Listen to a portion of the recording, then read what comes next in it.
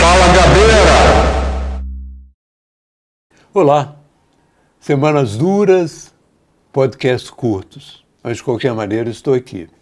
Hoje vou falar de um tema que talvez não interesse tanto ao sul ou ao sudeste, mas é muito presente no norte do país, lá para cima, que é a relação com a Venezuela.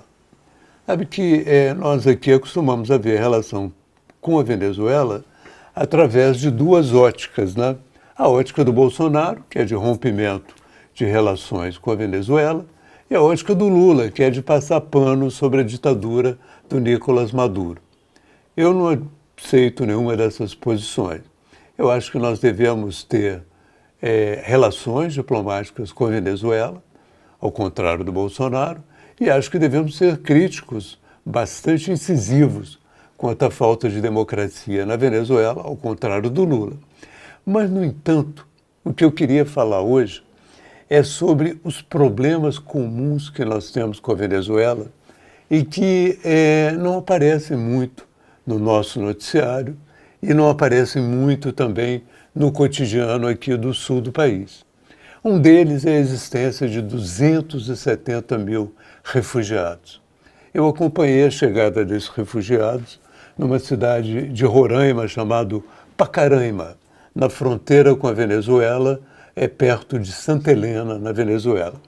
E entrevistei muitos desses refugiados que fugiam da Venezuela com problemas de fome, com problemas de desemprego, com problemas de medo da repressão, mas fugiam da Venezuela e se instalavam no Brasil.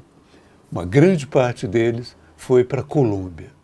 Então, Brasil e Colômbia recebem esse fluxo permanente de refugiados da Venezuela. Agora vai haver eleição na Venezuela, uma eleição nitidamente adulterada pela ditadura. A candidata da oposição, Maria Corina Machado, foi alijada, a sua substituta também não conseguiu registrar sua candidatura, então o Nicolás Maduro está fazendo tudo para vencer de novo e tentar passar ao mundo uma falsa ideia de que lá é uma democracia e de que foi uma eleição limpa. Mas qual é o problema dessa vitória do Maduro se acontecer? O primeiro problema é que atropela a democracia. A oposição não teve chance. O segundo problema, que eu chamo a atenção, é que pode atrair um novo fluxo de imigrantes para o Brasil. Agora, já num outro contexto. O primeiro veio no contexto do governo Bolsonaro. O segundo viria no contexto do governo Lula. Eles teriam duas saídas, como sempre tem, para a Colômbia e para o Brasil. Só que agora a Colômbia é governada pela esquerda e o Brasil também. Mas ainda assim eles vão precisar de um caminho para buscar, digamos assim, escapar da ditadura na Venezuela. Então esse é um tema que nós temos que nos preocupar, porque esses 270 mil refugiados já são uma realidade aqui dentro e eles podem aumentar muito de número. O segundo tema que eu acho essencial a gente se preocupar, vocês sabem que existe uma dificuldade muito grande de resolver a questão Yanomami, lá em Roraima, lá no norte. Os Yanomamis ocupam um território de 180 mil quilômetros quadrados, que passa do Brasil para a Venezuela. Eles estão nos dois países, passam de um para outro normalmente. E é impossível proteger os Yanomamis do avanço dos garimpeiros se não houver um entendimento entre Brasil e Venezuela. Recentemente, um jornalista da New Yorker esteve lá entre os Yanomamis, falando com o IBAMA, que tenta evitar a volta dos garimpeiros, impossível, os garimpeiros voltaram, estão presentes por lá.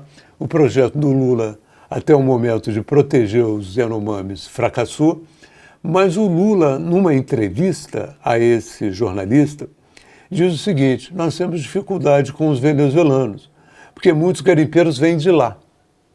E a gente não pode reprimi-los porque criaria uma situação internacional.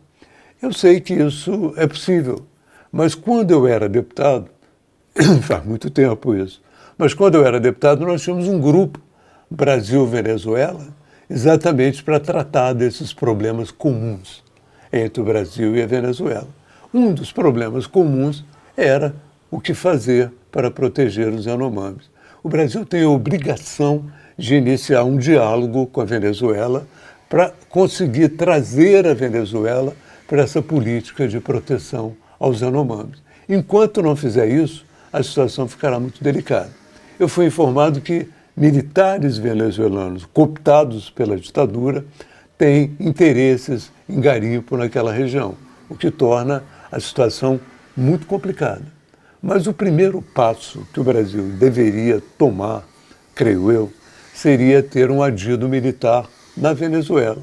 Já que nós temos relações diplomáticas, vamos ter também um adido militar e tentar conversar com as Forças Armadas venezuelanas sobre uma possível saída para a questão Yanomami. Eu acho que isso é fundamental. Nós temos outras questões em comum, como, por exemplo, a exportação de energia da Venezuela para o Brasil. A Venezuela abastece Roraima de energia. Nós temos também a questão do contrabando de gasolina para o Brasil, porque a gasolina na Venezuela é muito mais barata.